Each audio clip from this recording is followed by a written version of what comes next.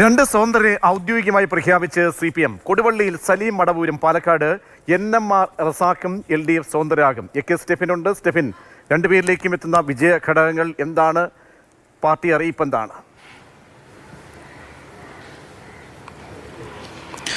പ്രജീഷ, ആദ്യഘട്ടത്തിൽ സ്ഥാനാർത്ഥി പ്രഖ്യാപനം CPM-ന്റെ സംസ്ഥാന സെക്രട്ടറി MV ഗോവിന്ദൻ പൂർത്തിയാക്കിയപ്പോൾ 5 മണ്ഡലങ്ങളാണ് ഒഴിച്ചിട്ടിരുന്നത്. അതിൽ കൊടുവള്ളി, കോട്ടയ്ക്കൽ, കൊണ്ടോട്ടി, തിരൂർ, പാലക്കാട് എന്നീ മണ്ഡലങ്ങളായിരുന്നു ഒഴിച്ചിട്ടിരുന്നത്. അതിൽ പാലക്കാടിൽ സ്വതന്ത്ര പരീക്ഷണത്തിനാണ് ഇപ്പോൾ ഏതായാലും CPM തയ്യാറെടുക്കുന്നത്. NMR റസാഖ് അവിടുത്തെ ഒരു പ്രമുഖ വ്യവസായിയാണ്. അദ്ദേഹത്തെ തന്നെ അവിടെ കളത്തിലിറക്കാമെന്നൊരു തീരുമാനത്തിലേക്കാണ് CPM എത്തി നിൽക്കുന്നത്. ഒപ്പം തന്നെ കൊടുവള്ളിയിൽ സോഷ്യലിസ്റ്റ് നേതാവ് കൂടിയായിട്ടുള്ള സലീം മടവൂരിനെ ഇക്കുറി പരീക്ഷിക്കാമെന്നുള്ളതാണ് അവിടുത്തെ ഒരു ലക്ഷ്യം. പ്രത്യേകിച്ചും രണ്ടുപേരെയും സ്വതന്ത്രരാക്കി നിർത്തുന്നു എന്നുള്ളതാണ് ഏറെ പ്രത്യേകത. ഇനി ഏതായാലും തീരുമാനം വരേണ്ടത് കോട്ടയ്ക്കൽ, കൊണ്ടോട്ടി, തിരൂർ എന്നീ 3 മണ്ഡലങ്ങളിലാണ് ഔദ്യോഗികമായ ഒരു തീരുമാനം CPM-നെ സംബന്ധിച്ചിടത്തോളം വരേണ്ടത്.